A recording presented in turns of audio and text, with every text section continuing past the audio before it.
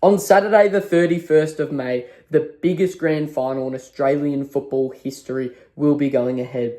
It has never occurred in the men's game, or it's never occurred in the women's game. I'm, of course, talking about the Melbourne Derby grand final. Melbourne City FC versus Melbourne Victory FC. Who will prevail? Who will lift the championship trophy for either the fifth time or the second time in their respective club's history? That's what we'll be going over today in today's video. If you guys like this video, give it a like and hit the subscribe button to show me you want more A-Leagues content on the channel. Without any further ado, we'll get into it.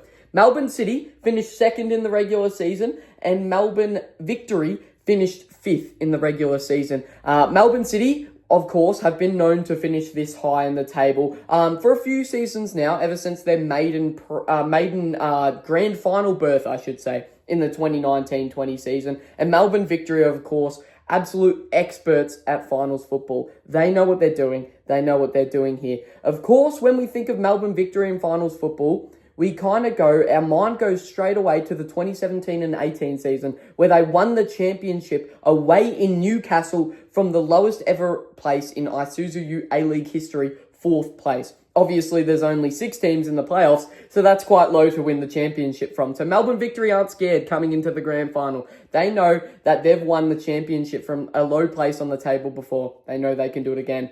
Melbourne City have obviously appeared in many grand finals in the past few years, only missing out on last year's grand final, which went on between Central Coast Mariners and Melbourne Victory at Industry Group Stadium. Every other grand final since 2019-20, Melbourne City have appeared in. So again, they have that grand final history, but yet they have only won one of those grand finals, and that was in the 2021 season against Sydney FC at Amy Park. So they'll have that little voodoo hanging over their head, but they know again to be calm, to just relax. They've been in these grand finals before, to just let the football do the talking.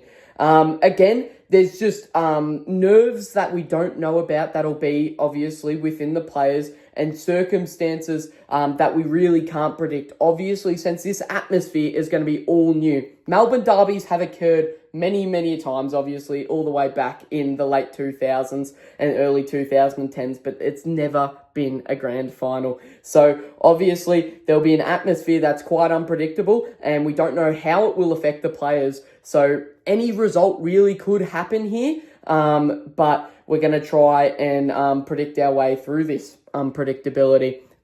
Melbourne City and Melbourne Victory have scored about the same goals in the regular season, in about the early to mid-40s. Not the best attacking teams in the competition, really, by a long shot. Western United, Western Sydney, Adelaide United and Sydney FC were all teams that scored in the 50s and were a lot better at putting on the goals to their opponents. But that doesn't say Melbourne City and Melbourne Victory can't score goals. Melbourne City, they have Marco Tilio running on the wing. Max Caputo, one of the new boys, young boys up top. They've got Jonathan Cohen and Andreas Kuhn up there, who there was a recruit in the off-season and are able to score goals for fun whenever they want. Matthew Leckie, when he's not injured, is able to also get up there on the score sheet. But obviously injuries have plagued this season a little bit and not been able to give him a lot of playtime. Melbourne Victory do also have their attacking threats. Ex-City player Bruno Fornaroli up front when he ever gets the chance to start.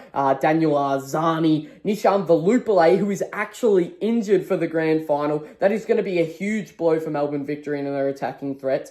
Defensively, both teams have been pretty good. Melbourne Victory, I believe, conceded 36 goals, whereas Melbourne City were the best team defensively in the competition, only conceding 25 goals throughout the entire competition. So both teams, again, they know how to keep the ball out of their net, but Melbourne City a little bit more than Melbourne Victory. So that is a plus in City's way. Our defense has been absolutely rock solid. Kai Truan has been an absolute star at the back this season. Samuel Cyprian's been excellent, but he won't be appearing in the grand final, of course. You've got your likes of Callum Talbot too, and all the other boys down back have been keeping it absolutely rock solid. Melbourne Victory, their captain, Roderick Miranda, has been doing really well at the back, keeping Victory's goal pretty empty and orchestrating his backline.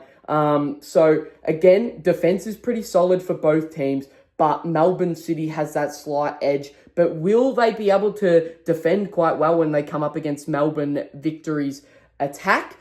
History says yes. In the Melbourne Derbies, the 3 Melbourne Derbies that have occurred this year, they've mostly, both of them, 2 out of the 3 have occurred in draws. So it was 0-0 and 1-1, I believe, if I recall correctly. In that first Melbourne Derby, though, 3 goals were piled on in 20 minutes. I don't really think we can go off of that, though, since it was so early in the season.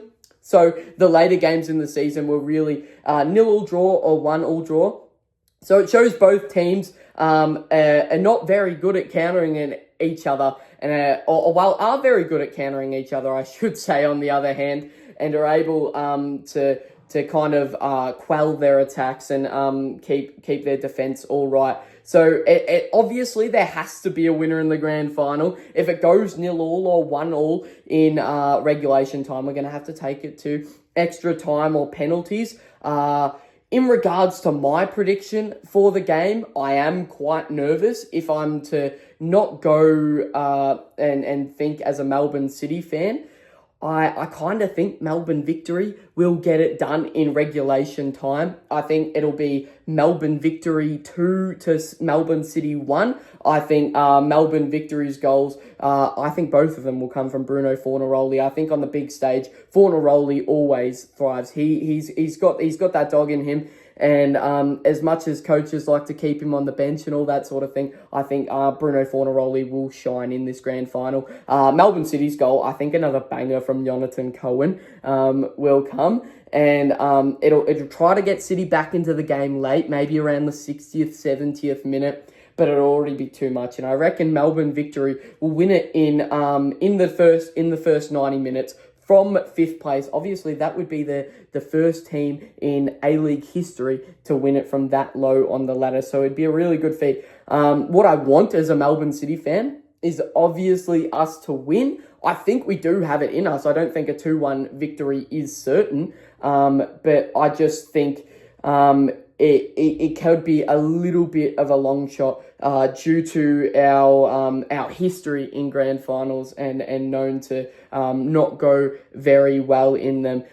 If it were to be a draw in regulation time, though, I don't think it would end in extra time. I think kind of like that Melbourne Derby elimination final just one season ago. It'd go to penalties. And again, history shows that Melbourne Victory are the better penalty takers here. Obviously, Paul Izzo was a major factor in that elimination final win for the Victory. But again, those players will be confident they'd be able to slot a few past. Granted, our goalkeeper is a lot better this season. Jamie Young was kind of nearing on the end of his A-League career in that game. I thought Jamie Young wasn't as good as he was, say, for Western United or Brisbane Roar. Patrick Beach has showed outstanding qualities this season, so he could very well be the difference maker in a penalty shootout if it went to that in the grand final. But I really think Melbourne Victory will get it done. Our attacking prowess through both teams have been very similar, like I said before. Defensively, yes, City have been better, but the derbies have been really, really close this season. Of course, Melbourne Victory got the edge over us in the regular season in that first one, and Melbourne City haven't won a derby for over 250 days, obviously, when that was continued from the cancelled or the postponed derby with all the protests, and then Aidan O'Neill scored 2 to win.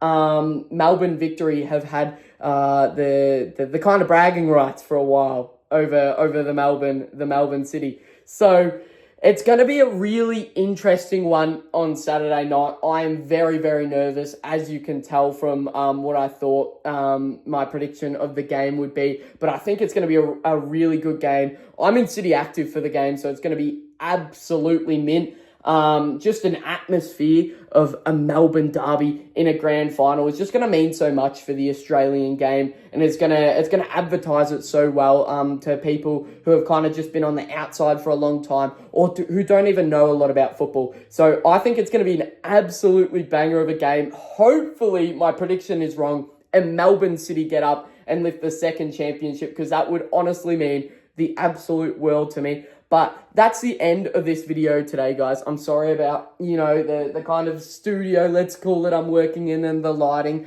I'll try to work on that. But I just wanted to get this video out to you guys so I could have something to say before the grand final. I'm sorry if I didn't really give any good statistics or any good history or anything, and it was a bit rambly.